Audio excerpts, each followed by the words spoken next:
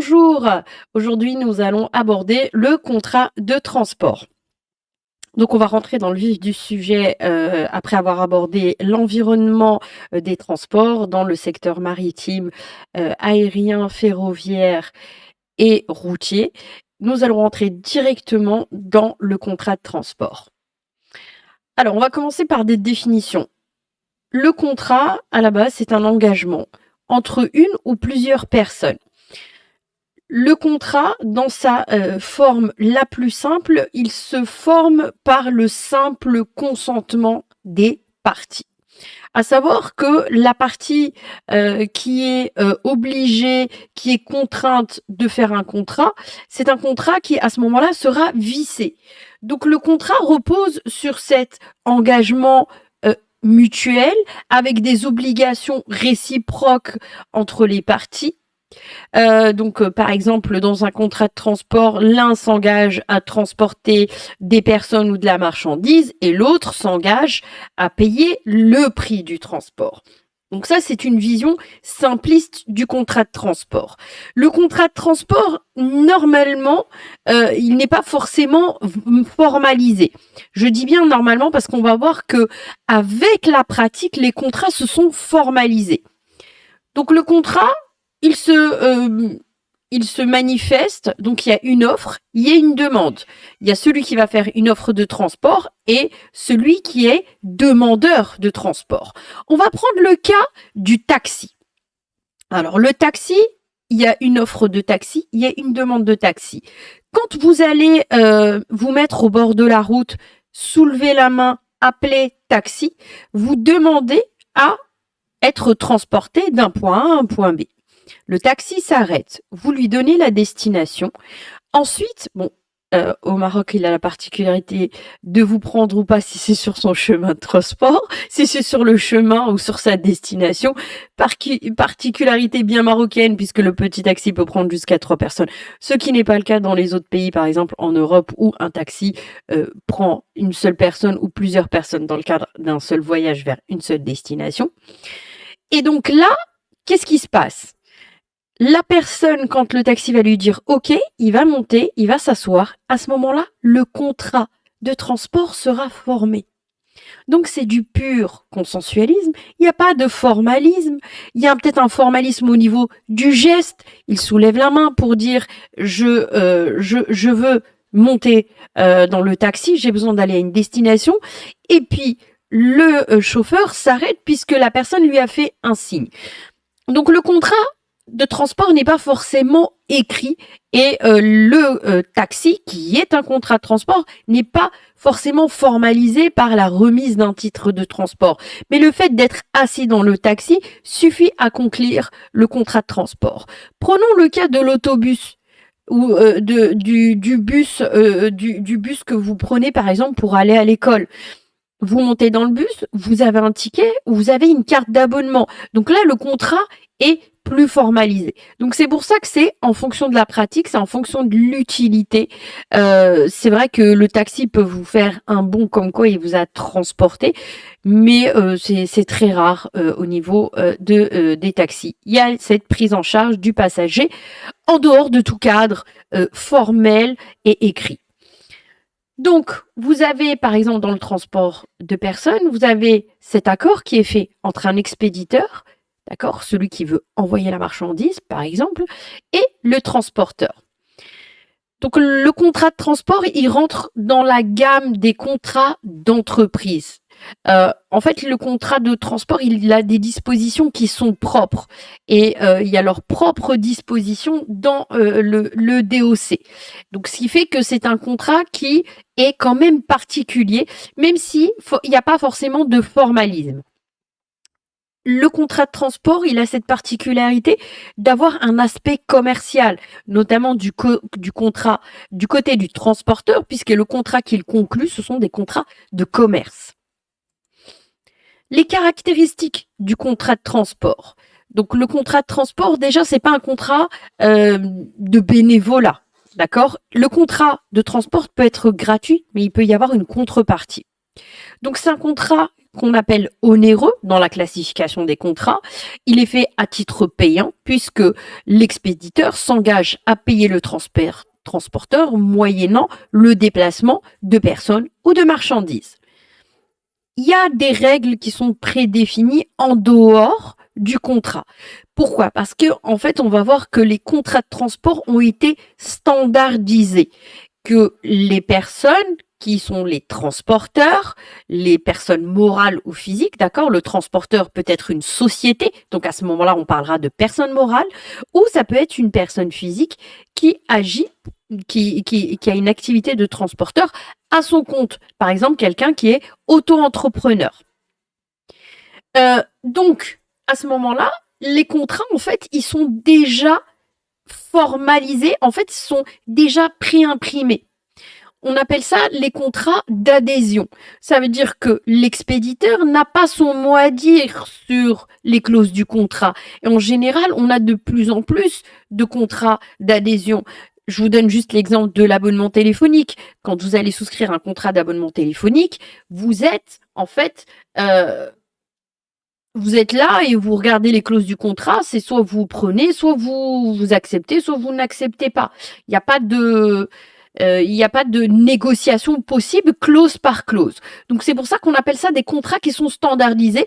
Ils ne sont pas standardisés parce que c'est la loi qui a prévu cette standardisation, mais en réalité c'est la pratique, c'est le secteur et c'est le professionnel, le regroupement de professionnels qui se sont mis par exemple d'accord pour faire des clauses standardisées.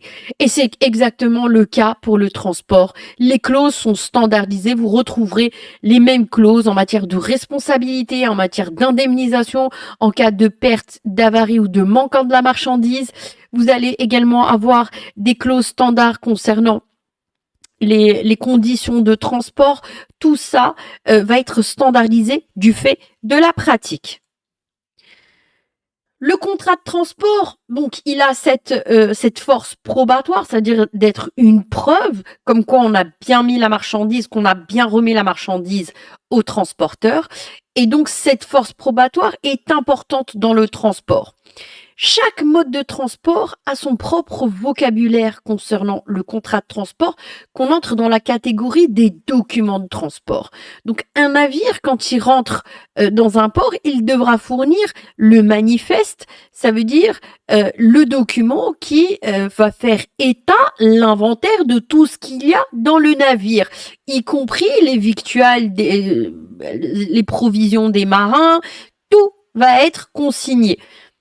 Et c'est important puisque le transporteur transporte de la marchandise et il doit justifier de la marchandise qu'il transporte au moyen de ses documents de transport. Donc, oui, il se forme par la simple volonté. Il y a un accord entre les parties, l'expéditeur, le transporteur. Il envoie un message, il dit « j'ai besoin de transporter 30 tonnes de marchandises ». L'autre dit « oui, d'accord, c'est pour quand ?» Donc, à ce moment-là, le contrat, il est formé. La lettre de transport, c'est le vocable qu'on utilise pour dire le document de transport. Mais la lettre de voiture, on va plus l'utiliser dans le transport routier. Dans le transport aérien, on va parler de la LTA, la lettre de transport aérien. Pour le maritime, on parlera du connaissement et pour le reste, on parlera de la lettre de voiture. Le contrat, comme je vous ai dit, il est formalisé. On va avoir les mêmes mentions quasiment qui vont se répéter dans tous les contrats. Donc, vous avez par exemple tout ce qui concerne la description de la marchandise, comment elle a été empaquetée, qu'est-ce qui est en fait conditionné, quel est le type de conditionnement, le poids. Il y a aussi le nombre de cartons, le nombre de palettes, est-ce que ça a été mis sous forme ça a été empaqueté dans des conteneurs, d'accord? Donc tout ça doit être précisé dans le document de transport. Également, l'expéditeur, ce qui veut expédier la marchandise, doit donner ses indications. Si par exemple, cette marchandise-là ne doit pas se retrouver empontée, ça veut dire au-dessus. Également, il faut préciser les conditions de livraison. Parce que s'il y a un délai, si ce délai n'est pas respecté, il y a des clauses dans le contrat qui vont prévoir l'indemnisation, partie que l'on verra dans la responsabilité du transporteur vis-à-vis du contrat qu'il a signé avec l'expéditeur, par exemple. Les délais de livraison, vous allez également avoir le lieu de livraison, tout ça doit être précisé. Et également le coût du transport et le coût, l'indemnisation, la réparation en cas de problème. Vous allez également avoir les modalités, le coût du transport, mais également vous allez avoir la précision sur les modalités de paiement de ce transport. Donc, il y a cet aspect probatoire, mais pas que probatoire, c'est prouvé entre les parties, mais c'est également prouvé vis-à-vis des autorités quel est le type de marchandise qui est transporté. La spécificité du contrat de transport, c'est qu'elle va impliquer 2 personnes, même 3. Vous allez avoir l'expéditeur, d'accord, celui qui envoie la marchandise. Au milieu, celui qui va faire cette opération de transport, qui va être le transporteur. Et vous avez quelqu'un qui arrive en bout de chaîne, qui est le destinataire. En règle générale, en amont, vous avez déjà un contrat préalable entre l'expéditeur et le destinataire.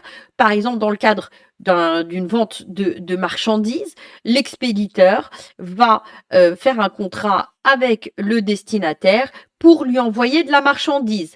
Ou l'inverse, le vendeur qui est l'expéditeur pourra peut-être dire eh ben ça va être le destinataire qui va réaliser l'opération de transport. Mais on va se mettre dans l'hypothèse où vous avez quelqu'un qui expédie la marchandise, donc c'est à lui de faire le contrat avec le transporteur. On verra que c'est pas toujours le cas dans les contrats et on verra ça avec les incoterms, donc une vidéo que je posterai prochainement. Donc dès sa conclusion et pas au moment de la réception de la marchandise, d'accord, il y a le destinataire qui devient cette partie prenante au contrat. D'accord, donc c'est le début, c'est pas quand la marchandise va être livrée où le destinataire est là et il réceptionne la marchandise auprès du transporteur. Donc là aussi, c'est important de connaître ce destinataire parce que en matière de responsabilité, qu'on verra dans une prochaine vidéo, vous avez l'action, par exemple, qui va être faite en avarie, d'accord, qui va être engagée par le destinataire, celui qui a reçu la marchandise, et il pourra agir contre le transporteur ou contre l'expéditeur, ou sinon, si ça s'est passé pendant le transport, il a cette action directe contre le transporteur. Et donc, ça relève en fait de la responsabilité contractuelle, même si le destinataire n'a pas conclu le contrat, en réalité, avec le transporteur, si ça a été fait, un contrat entre l'expéditeur et le transporteur. Donc, cette responsabilité, même s'il n'est pas parti au contrat, elle relève du fait que le transporteur, il a un engagement vis-à-vis de l'expéditeur de remettre cette marchandise dans l'état où elle lui a été donnée, dans le délai qui a été précisé dans le contrat. Et donc, le destinataire, celui qui reçoit la marchandise, devient partie prenante au contrat. Alors, quels sont les éléments constitutifs du contrat de transport? Donc, on reste encore dans cet aspect général du contrat de transport. La définition est la suivante. La convention de transport est un engagement de déplacement, soit de personnes, soit de marchandises, d'un point A à un point B, tout simplement. Il faut, par ailleurs, d'autres conditions. Donc, il y a la condition du déplacement d'un point A à un point B. Il y a aussi cette condition de la maîtrise de l'opération de transport, moyennant, d'accord, troisième point, le paiement d'un prix déterminé. Donc, c'est une rémunération, c'est une prestation qui se fait avec une contrepartie. Donc, première chose, il faut un déplacement. Donc, le contrat de transport suppose un déplacement. Mais il y a beaucoup de situations où il y a déplacement, mais il n'y a pas forcément contrat de transport. Je vous donne un exemple tout simple. Tous les jours, les gens montent dans des ascenseurs. Il y a déplacement, mais il n'y a pas pour autant contrat de transport. Donc le contrat de transport, c'est effectivement le déplacement d'un point à un point B, mais certains déplacements ne sont pas considérés comme, comme étant des contrats de transport. Deuxième point, il faut la maîtrise du déplacement. D'accord? Donc il faut que ce transporteur, il ait en fait, la maîtrise tant au niveau, de l'opération de transport, d'accord? Donc ça veut dire qu'il va assurer la prise en charge, du transport de la marchandise, par exemple, d'un point A à un point B. C'est pour ça qu'on l'appelle maîtrise du déplacement avec un professionnel. Troisième point, on nous dit le caractère professionnel de l'opération. Effectivement, le transporteur ne peut pas être fait par quelqu'un qui est un transporteur occasionnel. L'activité de transport demande un professionnel reconnu comme étant un professionnel du transport. Et tout revient à la législation du pays. Donc, par exemple, ici au Maroc ou en France, vous avez des agréments pour pouvoir obtenir une autorisation d'exercer l'activité de transporteur. Première chose, avant d'exercer l'activité de transporteur, vous devez obtenir les permis nécessaires, que ce soit le permis poids lourd, le permis super poids lourd, par exemple pour le transport de marchandises. Vous devez suivre les formations nécessaires qui vont permettre d'obtenir cet agrément.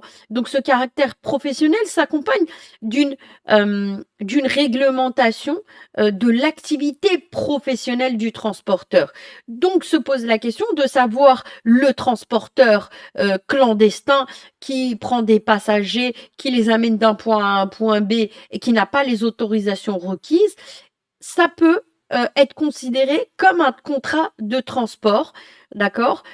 Mais le fait qu'il n'a pas ces autorisations, qu'il n'y a pas ce caractère professionnel avéré, je dis bien avéré, parce que si on découvre que ce transporteur clandestin fait ça régulièrement en tant que taf, comme on dit par exemple au Maroc, il prend des places, d'accord, il met les gens dans son véhicule et il les ramène d'un point A à un point B, ça peut être considéré comme une activité professionnelle, mais il y a également le caractère délictuel parce qu'il n'a pas les autorisations requises pour cette activité de transport. Donc la qualification du contrat de transport, elle est quand même assez stricte. D'accord? Il faut quand même qu'il y ait un déplacement d'un point A à un point B, d'accord? Même si on est dans le cadre d'un voyage circulaire, ça veut dire que vous allez d'un point A à un point B et du point A, vous retournez au point A. Du point B, vous retournez au point A. Donc ça, c'est un transport circulaire, mais il y a opération de transport. La maîtrise du déplacement, d'accord? Et le caractère professionnel de l'opération.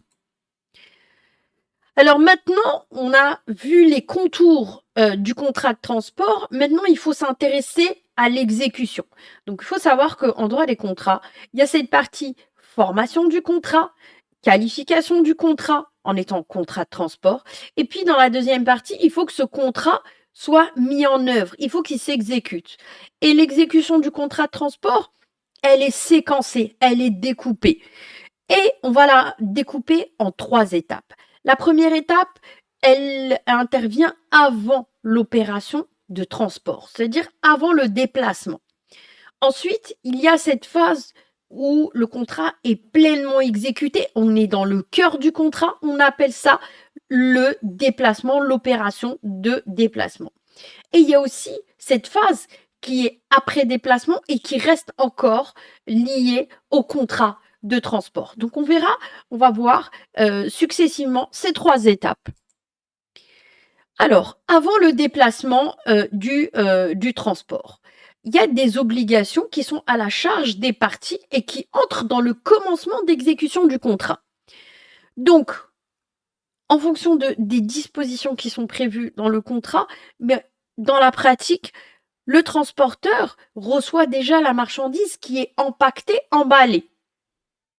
Il peut faire appel à des prestataires qu'on a vus dans le transport maritime qui sont là, par exemple, dans les terminaux, d'accord? Et qui vont, par exemple, se charger de faire L'empotage de la marchandise ou le dépotage de la marchandise, ça veut dire la mettre dans des conteneurs.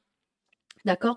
Mais donc ça, c'est une autre activité. Le transporteur n'est pas un chargeur, on est bien d'accord? L'opération de chargement, les opérations de transbordement de la marchandise, par exemple, du navire sur le quai, c'est le fait des opérations de chargeur qui rentrent également dans l'opération de transport.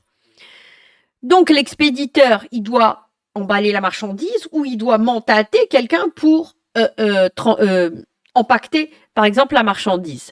Et il faut que cette marchandise, en fait, elle soit bien empaquetée. Pourquoi c'est important de s'intéresser à l'empaquetage des marchandises? Parce que vous pouvez avoir des marchandises qui vont se détériorer toutes seules, ou elles vont se détériorer du fait de ne pas avoir été bien empaquetées, bien emballées. Et donc ça, c'est important pour connaître le partage de responsabilités en cas d'avarie sur la marchandise.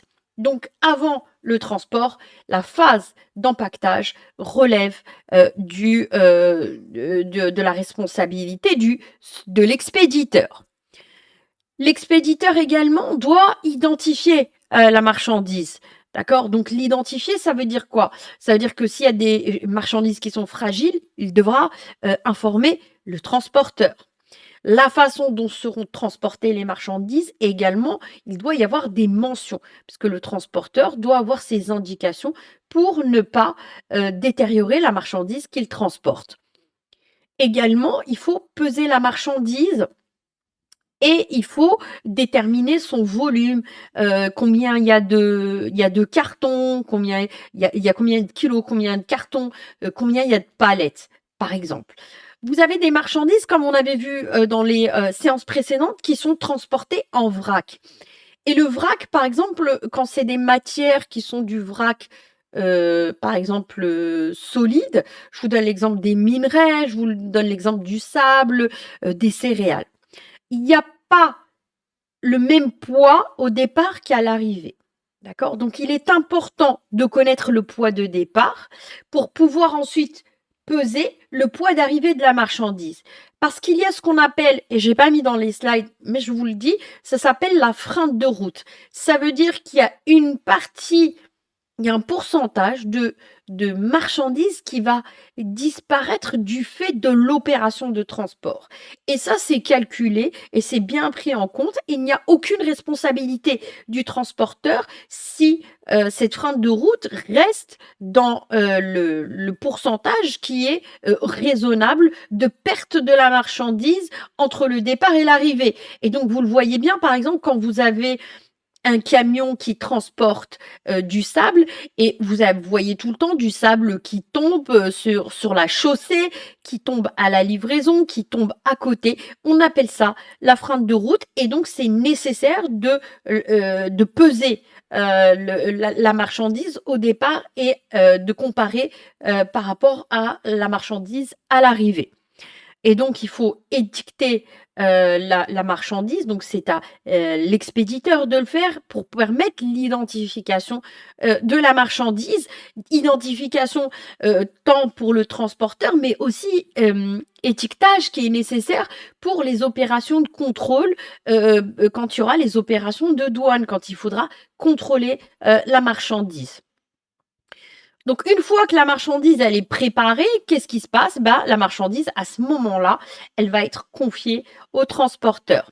Et là, l'opération juridique va commencer et c'est là où le transporteur va assumer pleinement sa responsabilité de transporteur parce que c'est là où va commencer l'opération de transport. Donc c'est la prise de possession de la marchandise par le transporteur qu'il fait que le contrat commence à s'exécuter. D'accord? Une fois que le chauffeur a mis la marchandise, par exemple, dans le camion, qu'il a apposé le scellé, c'est bon, à ce moment-là, l'opération de transport, pour lui, commence. Mais il ne faut pas négliger cette période avant l'exécution du contrat de transport. Le transporteur à ce moment-là est, la marchandise. Qu'est-ce qui se passe? Donc le transporteur, il a l'obligation en quelque sorte de vérifier la marchandise, tant au niveau aussi de sa responsabilité pénale, puisque quand il va transporter la marchandise, il sera responsable de cette marchandise au niveau du contrat, donc on parle de responsabilité civile, mais aussi au niveau pénal s'il transporte des matières qui n'ont pas le droit d'être transportées, ça veut dire toutes les matières qui sont en dehors du commerce.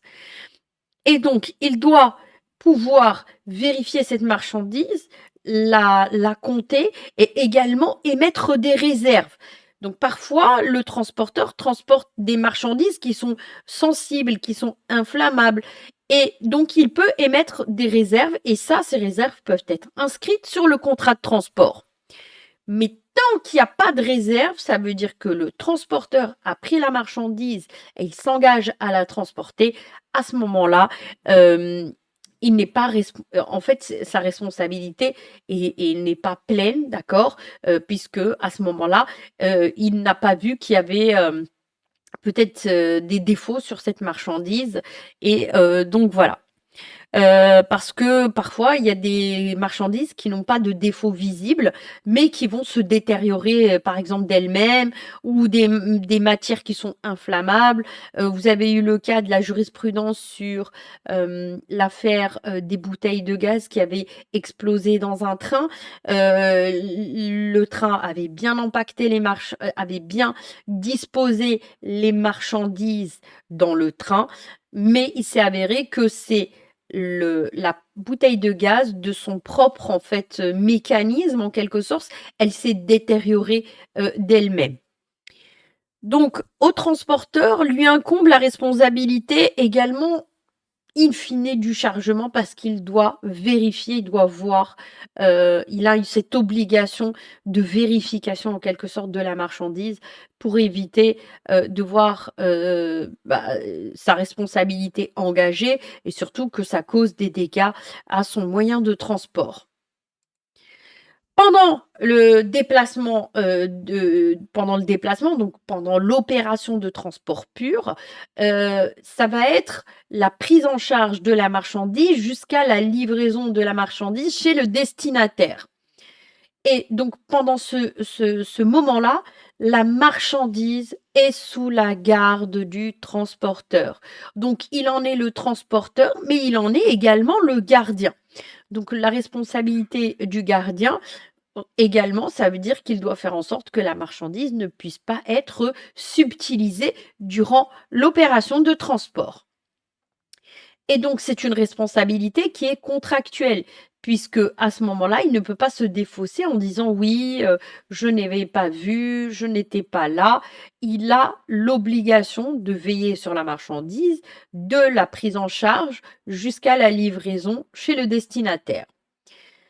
Au cours, de l'opération de transport, l'expéditeur, il a la possibilité de fournir des instructions au transporteur. Il faut que ce soit transporté, de telle manière, il faut, tel type, de transport. Par exemple, si c'est un camion, il faudrait un camion frigorifique avec tel degré. Donc voilà, il peut par exemple, au cours du contrat de transport, changer le lieu, de livraison. C'est tout à fait possible du fait que le transport, parfois il se fait rapidement, des fois il y a des changements. Il y a cette possibilité qui est liée à la pratique de changer au cours de l'opération de transport, la livraison, le lieu de livraison, de la marchandise, heu et changer même le destinataire. Donc c'est cette flexibilité qui est nécessaire, et qui fait la particularité, du contrat de transport. On tiendra pas rigueur du fait, de la pratique, mais effectivement, ça va coûter beaucoup plus cher, pour la personne, mais ça rentre dans la pratique des transports.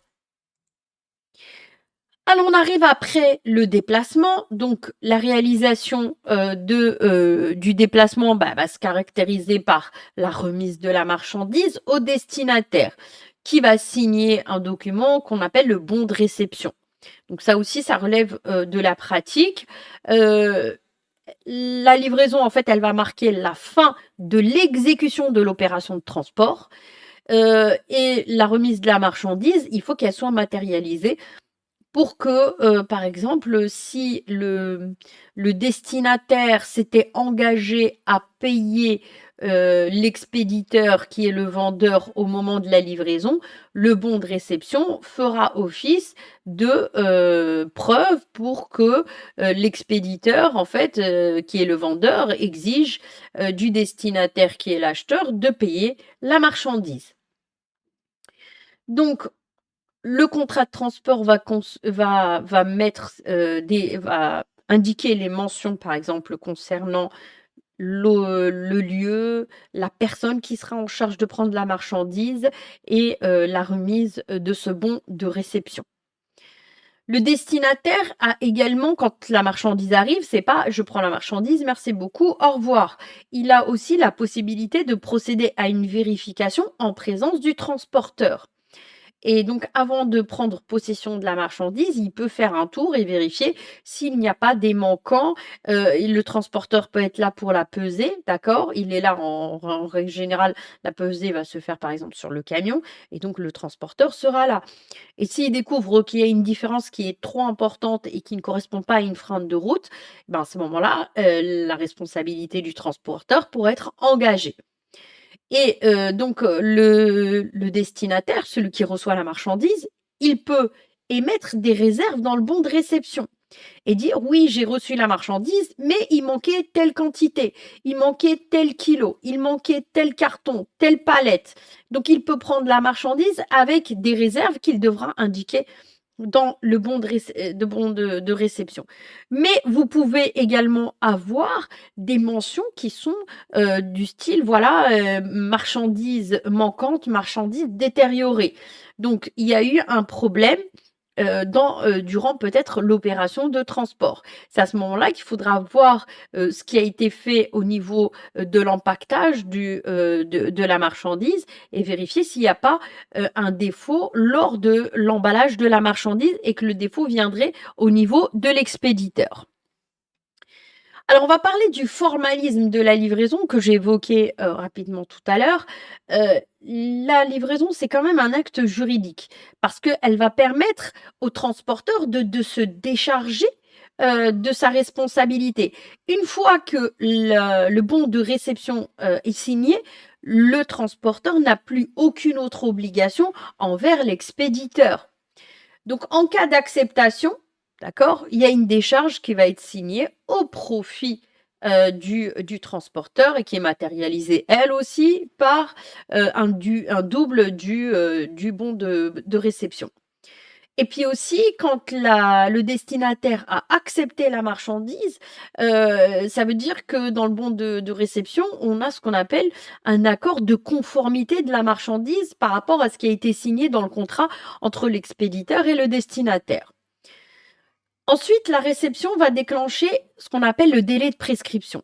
Donc ça, c'est un délai qui va commencer à courir à partir du bon de commande, pas du bon de commande, du bon de réception, et qui vont, permettre au destinataire d'agir en justice contre le transporteur ou contre l'expéditeur, ou l'expéditeur qui va agir en justice contre le transporteur si la marchandise, par exemple, a été détériorée ou il y a eu une perte, de la marchandise totale ou partielle lors de l'opération de transport. Donc ce délai pour agir en justice va courir à partir de la réception de la marchandise et qui est matérialisée avec le bon de réception, le bon de livraison.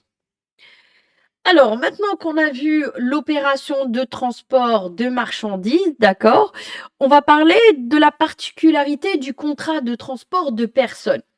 Donc là, il n'est plus question, de peser les personnes, il n'est plus question de peser, est-ce que j'ai le même nombre de passagers au départ et à l'arrivée? L'obligation est beaucoup plus, sévère, elle est beaucoup plus, dure concernant, le contrat de transport, de personnes. Vous imaginez bien, le coût, des marchandises n'est rien comparé à celui des personnes. Alors, le contrat de transport, qu'est-ce qu'il implique? c'est la même définition qu'on a vue au début. Il y a l'opération de transport, qui est un déplacement, qui doit être fait par un professionnel, moyennant un prix. Et il faut que ce déplacement et là tout change, ce déplacement devra se faire dans un cadre sécurisé. Donc c'est un contrat consensuel, offre de transport, demande de transport. Le contrat de transport de voyageurs, il nécessite, cette matérialisation de l'offre et de l'acceptation. Je vous donne le cas, par exemple, des sites internet qui vendent les billets en ligne. Heu, donc il y a des offres de transport, des compagnies aériennes, voilà: je veux un billet d'avion, le moteur de recherche vous aide à trouver, mais le contrat ne sera formalisé qu'à l'issue de toutes les étapes que vous allez faire sur le site internet.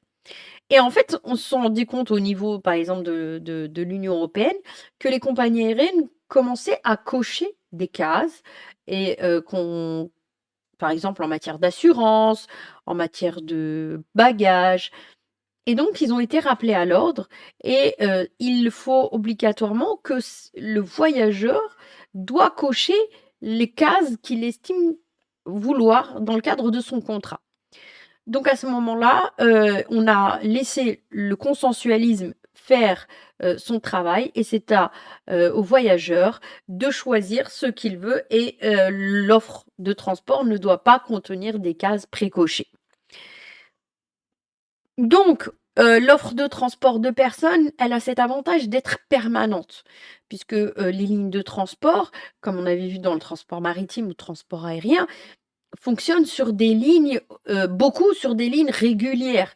Donc vous avez des vols qui sont, autorisés et c'est des lignes qui sont régulières. Donc c'est, par exemple, dans le transport aérien, vous avez les vols qui commencent, par, 2 lettres et ensuite une série, de chiffres. Ce sont des numéros qui sont attribués à des vols réguliers. C'est comme si c'était des créneaux, qui étaient dédiés à une compagnie aérienne pour un type de destination. Alors, donc l'offre de transport, elle est presque permanente de la part du transporteur. La compagnie aérienne qui, a ses créneaux horaires, elle a ses vols réguliers en permanence. C'est également le cas pour les ferries. Vous allez prendre le ferry à Tanger pour aller à El Jazeera. Les horaires, sont fixes, ils sont prévus, ils sont disponibles en ligne. Et il y a une disponibilité de l'accès, du transport, de personnes. Vous attendez le bus, vous avez le délai, soit dans l'application, soit à l'arrêt de bus. On vous dit que le bus, il arrive dans 5 minutes. Il y a quand même une certaine prévisibilité. Il y a les vols avec les heures et les dates. Pareil pour les ferries. Le train, c'est pareil. Vous avez régulièrement, toutes les 30 minutes, le train qui part de la gare de Kenitra pour aller à Casa Port et donc ça se fait à intervalles réguliers et c'est pour ça qu'on dit que l'offre de transport est permanente. Donc l'acceptation peut découler de quoi? Donc formalisme, on reprend sur le cas qu'on avait vu tout à l'heure du taxi. L'acceptation n'est pas forcément, formalisée avec la remise d'un titre de transport. Si vous allez monter dans le bus, et effectivement, vous allez avoir un titre de transport.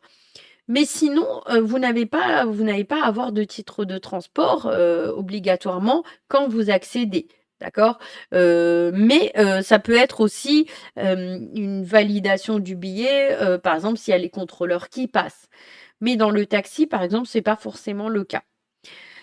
Le transporteur peut refuser l'accès, au transport des passagers si, le transport est plein et qu'il ne peut pas contenir d'autres passagers pour des raisons de sécurité.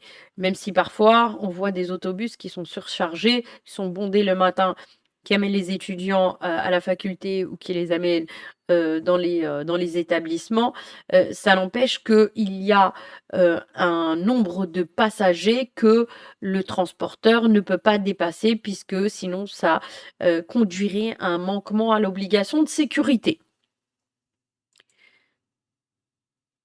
Le billet de transport. Le billet de transport, il sert à prouver que le voyageur est en conformité avec le transporteur. Se pose la question du voyageur clandestin. Est-ce que le voyageur clandestin, il peut agir contre le transporteur? Et ça, on le verra, dans le cours de responsabilité. Si par exemple le bus fait un accident, est-ce que le transporteur, devra indemniser le passager clandestin? C'est pas une question facile.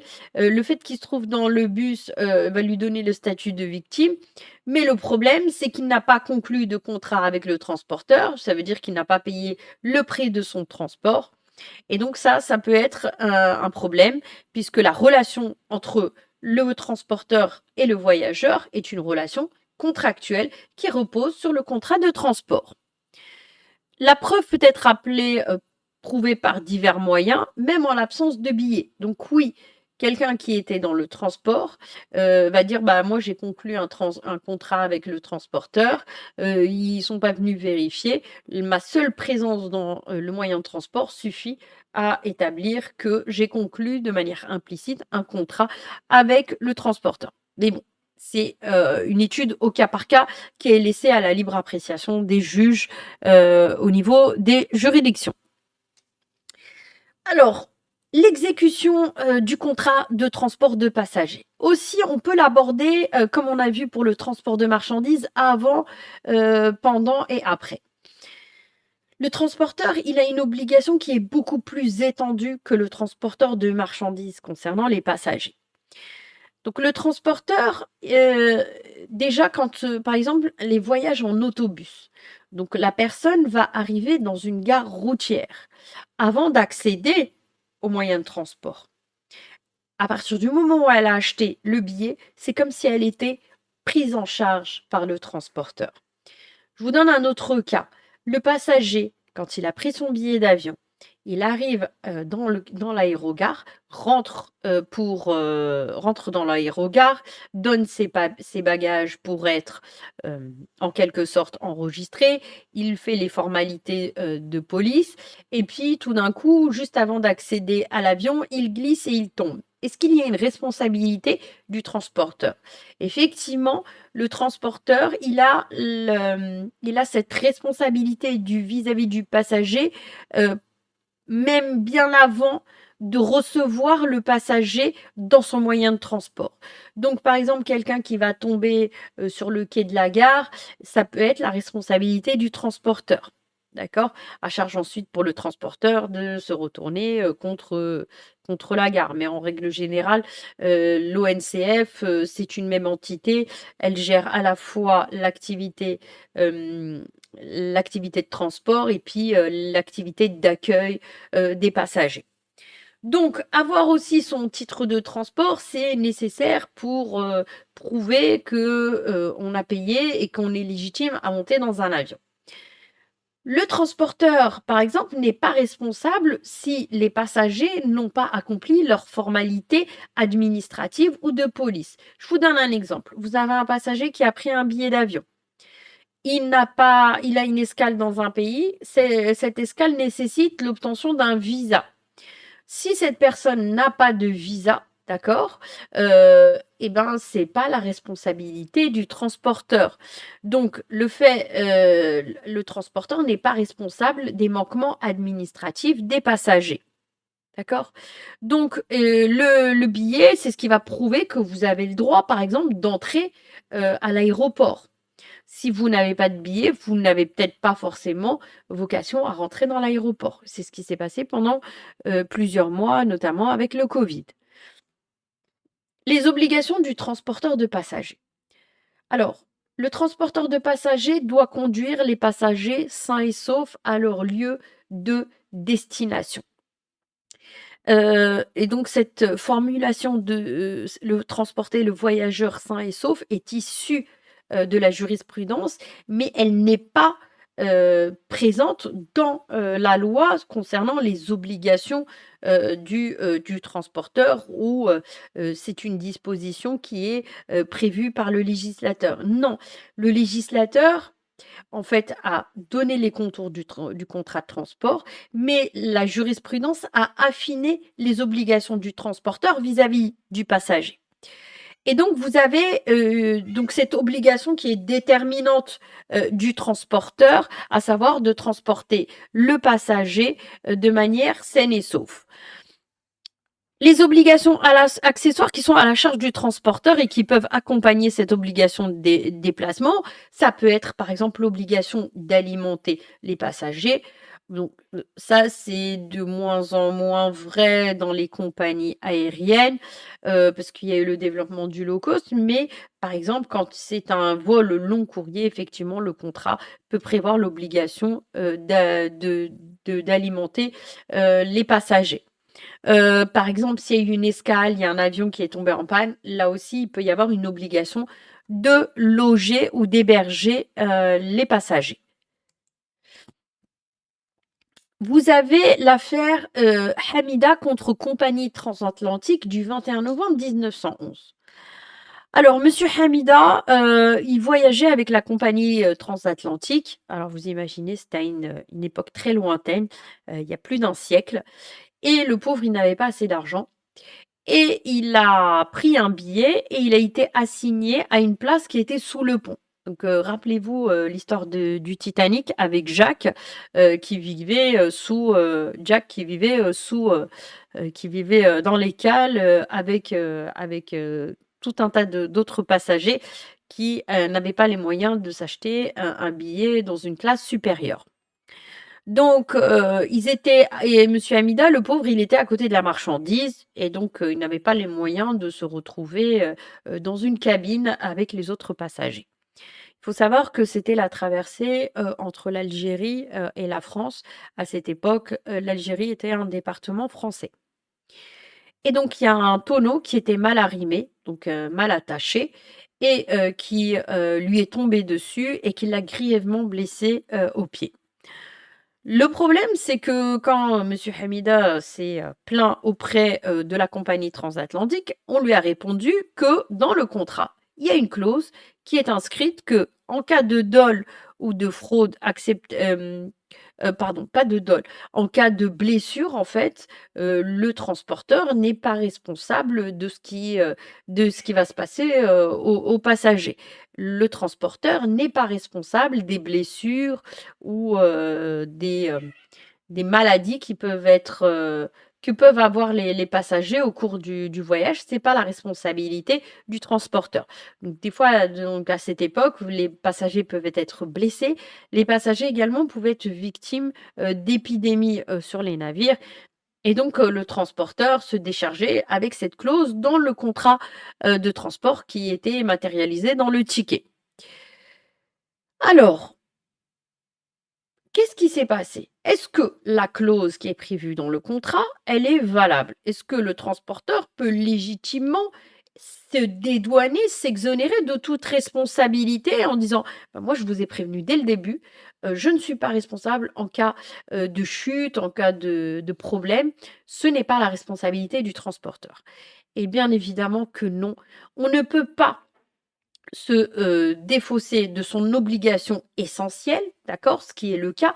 Le transport a une obligation essentielle déterminante, de sécurité du transport. Et donc la cour, et donc qu'ont décidé les juges? Ils ont considéré que l'exécution du contrat de transport comporte en effet pour le transporteur l'obligation de conduire le voyageur sain et sauf à destination. Et c'est à partir de cette jurisprudence qu'a été consacrée l'obligation de sécurité et de résultat du transporteur à l'égard de ses passagers.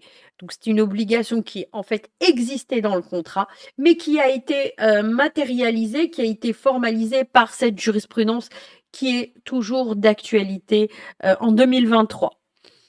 Et donc, comme il a été victime au cours de l'opération de transport, c'est une responsabilité quasi automatique du transporteur qui a manqué à son obligation de sécurité simplement du fait de la blessure de la personne. Ça veut dire quoi? Ça veut dire que le passager ne doit pas prouver la faute du transporteur. Il doit simplement dire: «J'ai été blessé».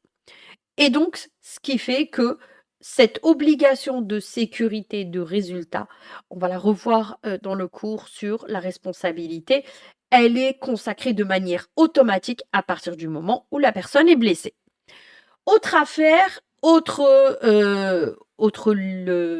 conséquence dommageable d'une faute du transporteur, c'est le cas de l'obligation de ponctualité. Donc ça aussi, on ne l'a pas dans le détail, du contrat, mais on sait que on a des dispositions qu'en cas de retard, il y a responsabilité du transporteur.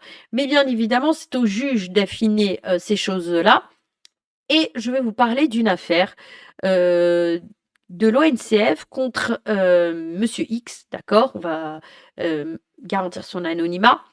Alors monsieur X, en fait, il devait prendre le train pour aller à Montréal, et donc il avait pris un train qui était à destination de Hins Bay et à ce moment-là, Hins Bay, il devait changer pour prendre un train qui l'amène directement, à l'aéroport de Casablanca. Le retard, a été important, puisqu'il y avait des travaux sur la ligne. Il est arrivé 1 heure et demie en retard, ce qui fait qu'il a raté son vol, qu'il a dû payer encore, pour, prendre un autre vol le lendemain. Et donc il a fait appel à l'ONCF pour l'indemniser en lui disant: «Voilà, à cause de votre retard, bah, j'ai loupé mon train». L'ONCF, n'a pas daigné répondre et donc le monsieur X a décidé de poursuivre l'ONCF, devant les tribunaux. L'ONCF s'est défendu en disant: «Oui, mais c'est un retard qui est normal parce qu'il est lié, à des travaux qui sont des travaux sur la ligne et donc c'est des travaux, qui, peuvent pas être faits à un autre moment et c'est ce qu'on appelle un retard normal». La cour, d'appel de Casablanca, elle a dit qu'il ne pouvait pas, s'exonérer l'ONCF ne pouvait pas s'exonérer de sa responsabilité, et ne pouvait pas dire qu'elle n'était pas responsable, du retard et ça avait impacté, son vol, d'accord. Il y a aussi d'autres cas qu'on verra en matière de responsabilité, où vous avez un premier vol qui est retardé, ça va impacter également le second vol quand il y a besoin de faire une escale. Donc il y a un retard, qui était inattendu et c'est un retard qui n'est pas lié à une force majeure. C'est pas un truc, qui était inattendu et tout ça. Donc à ce moment-là, il y a une responsabilité automatique du transporteur ferroviaire, du transporteur en général, en cas de retard pour les passagers et le fait qu'il y ait des travaux sur la voie qui sont des travaux d'entretien, ça n'exonère pas de sa responsabilité le transporteur. Le retard est prévu à l'article 457. Le transport ne répond pas du retard s'il a prouvé qu'il a été causé par le fait de l'expéditeur ou du destinataire ou pour un cas fortuit ou de force majeure non imputable à sa faute. Donc c'est sur cet article-là que s'était fondé l'ONCF, mais il n'en est rien.